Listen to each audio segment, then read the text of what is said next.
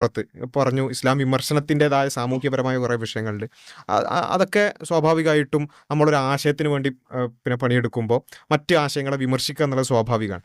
എന്നാൽ നമുക്കൊരു ആശയം ഉണ്ടാവുമല്ലോ. അപ്പോൾ ആ നിലക്ക് നിങ്ങളൊരു യുക്തിവാദി അല്ലെങ്കിൽ നിരീശ്വരവാദി ആയിരുന്ന സമയത്ത് യഥാർത്ഥത്തിൽ നിങ്ങളൊരു യുക്തിവാദി പ്രവർത്തകൻ തന്നെ ആയിരുന്നു എന്ന് വെച്ചാൽ നിങ്ങൾക്ക് അതിലൊരു കൺവിക്ഷൻ ഉണ്ടായിരുന്നു? അല്ല, ഞാൻ യഥാർത്ഥ യുക്തിവാദി തന്നെയായിരുന്നു. യുക്തിവാദം എന്ന് പറഞ്ഞാൽ യുക്തിവാദം ഞങ്ങളൊക്കെ എത്തിപ്പെട്ട സന്ദർഭത്തിൽ യുക്തിവാദത്തിൻ്റെ ഒരു ചരിത്രം, യുക്തിവാദം കേരളത്തിന് അനിവാര്യവുമായിരുന്നു.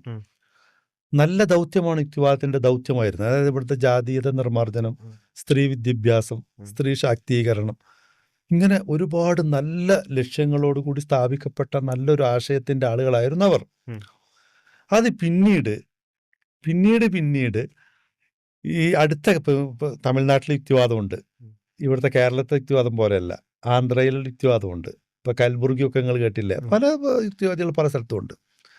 കേരളത്തിലെ യുക്തിവാദികൾ പിന്നീട് ഇവിടുത്തെ ആർക്കോ പിന്നെ അവരുടെ ആശയപ്രചരണത്തിന് വേണ്ടിയിട്ട് തയ്യാറായി വന്നു. അത് കൂടുതൽ പ്രകടമാകുന്നത് ഇപ്പോൾ വിശ്വനാഥൻ ഡോക്ടർ, ആ പഴയ യുക്തിവാദ ലൈനിൽ പോണ കുറച്ചൊക്കെ ഒരാളാണ്. അങ്ങനെ കുറേ ആളുകളുണ്ട്. പക്ഷെ അവർക്ക് അത്ര ആളുകൾ സ്വീകാര്യന്മാരല്ല. ഇവർക്കാണ് സ്വീകാര്യത കൂടുതലെന്ന്. ഇവരുടെയൊക്കെ ഒരു ലക്ഷ്യം എന്താണെന്ന് വെച്ചാൽ ഇത് ഈ ഒരു ഉദ്ദേശമാണ്. ഇസ്ലാമിനോട് ആത്മാർത്ഥതയുണ്ടെങ്കിൽ ഒരു മേശയ്ക്ക് ചുറ്റും ഇരുന്നാൽ ജബ്ബാർ മാഷിൻ്റെ ഈ ഇത്രയും ഖുർആൻ ക്ലാസ് ഒരു 2 മിനിറ്റ് തീരാവുന്ന കേസേ ഉള്ളൂ.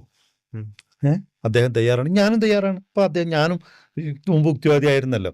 ഇപ്പോൾ ജബ്ബാർ മാഷ് മുന്നിൽ ഇരുന്നിട്ട് മാഷങ്ങൾ ആ പറയുന്ന കാര്യം വാളുകൊണ്ട് പ്രചരിപ്പിച്ച് ഇസ്ലാം എന്നൊക്കെ പറഞ്ഞിട്ട് കുറേ വീഡിയോകളൊക്കെ ഉണ്ട്. പിന്നെ ഞാൻ ചിലപ്പോൾ വിചാരിച്ചു മൂപ്പർക്ക് എന്തിനാ തിരുത്താൻ പോകുന്നത്, മൂപ്പർക്ക് ഒരു ലക്ഷ്യമുണ്ട് എന്ന് വിചാരിച്ചു പോകണം. കാരണം വെച്ചാൽ ഇസ്ലാം ഇപ്പോൾ ഇന്ത്യയിലേക്ക് ഇസ്ലാം വന്നിട്ടുണ്ട്. മാലിക് ദീനാറിൻ്റെ ചരിത്രം മുസ്ലിങ്ങൾ എഴുതിയ ഒന്നല്ല.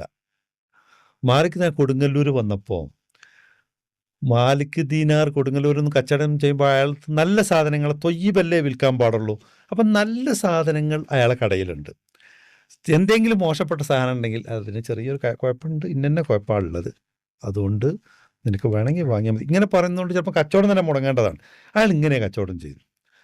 പക്ഷെ ആളുകളൊക്കെ നല്ല സാധനം അങ്ങോട്ടായതുകൊണ്ട് കച്ചവടക്കാരാ നാട്ടുകാരൊക്കെ അയാളെടുത്ത് പോയി സാധനം വാങ്ങുന്നു.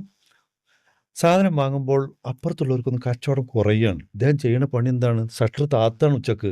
അയാൾ പ്രഖ്യാപിക്കുകയാണ് ഉച്ചവരെയുള്ളൂ ഇവിടെ കച്ചവടം, നിങ്ങൾ സാധനം അപ്പുറത്തേക്ക് വാങ്ങി എന്ന് പറയാണ്. ക്രമേണ അയാൾ മുസ്ലിം ആവാണ്. അയാളോട് ഇദ്ദേഹം പോയിട്ട് ഇസ്ലാം നമ്മൾ ധരിപ്പിച്ചും വാളുണ്ടാക്കിയിട്ടൊന്നും അല്ല.